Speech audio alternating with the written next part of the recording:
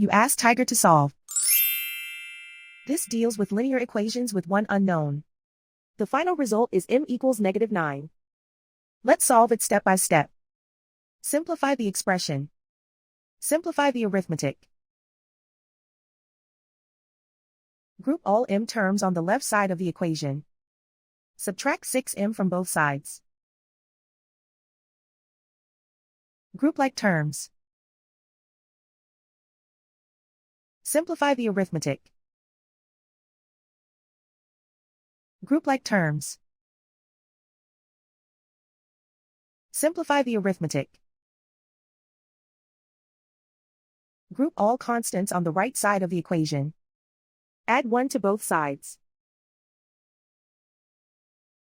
Simplify the arithmetic.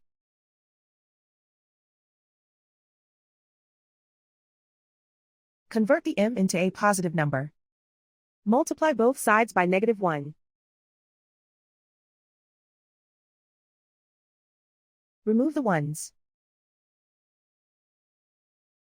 Simplify the arithmetic.